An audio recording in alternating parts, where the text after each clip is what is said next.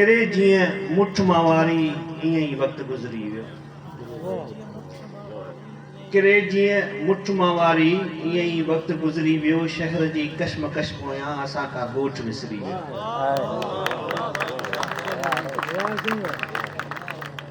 टिकड़जी सरज़मी ताईं गज़ल जी इब्तिदा थी।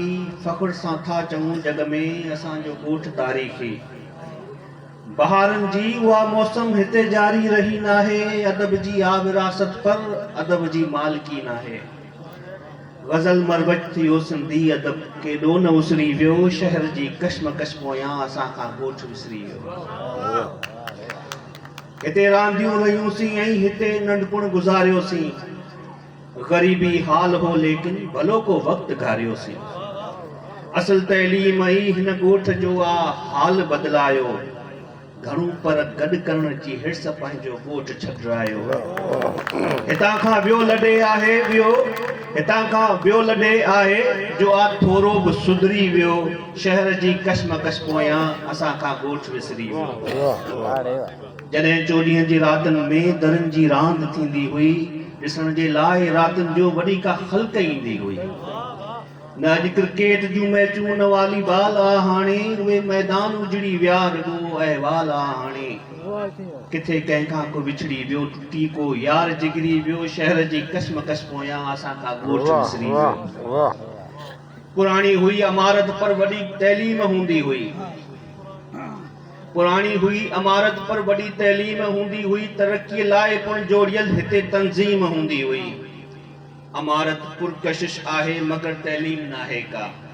असांजूं ग़लतियूं आहिनि मगर तस्लीम नाहे का।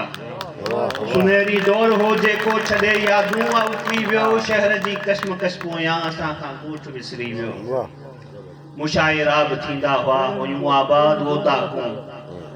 उहे अदबी रिहाणूं चहचिटा बणिजी विया यादूं। न अॼु इमदाद आहे ऐं न की आ ताज टिखड़ाई। न की शबीर हातिफ ऐं न ई इनाम टिखड़ाई। को को यार गुलदस्तो अलाए कीअं विखरी वियो। शहर जी कशमकश पोयां असां खां ॻोठ विसरी वियो। असीं शहरनि में आहियूं उत सुञाणे केरु थो कंहिंखे। असीं शहरनि में आहियूं उत सुञाणे केरु थो कंहिंखे। कचहरियुनि ऐं रिहाणनि में घुराए केरु थो कंहिंखे। असां शहरनि जी रौनक लाइ कयो बर्बाद ॻोठनि खे। अचो वापसि कयूं ॿेहर अची आबाद ॻोठनि खे। हितां जेको बि इहो पंहिंजी सुञाणप खां ई निकिरी वियो। शहर जी कशमकश पोयां असां उथो आकाश पंहिंजे ॻोठ जा हालात बदिलायो। ॾुखनि जा ॾींहं बदिलायो ग़मनि जी राति बदिलायो। न शहरनि में खणी पंहिंजा वॾा महिलात बदिलायो। परे जेका करे थी ॻोठ खां सा बात बदिलायो। वरण जी हाण करियो ढंढ में आ सर बि निसरी वियो। शहर जी कशमकश पोयां असां खां ॻोठ विसरी वियो। किरे जीअं मुठ मां वारी ईअं ई वक़्तु गुज़री वियो। शहर जी कशमकश पोयां असां खां ॻोठ विसरी वियो।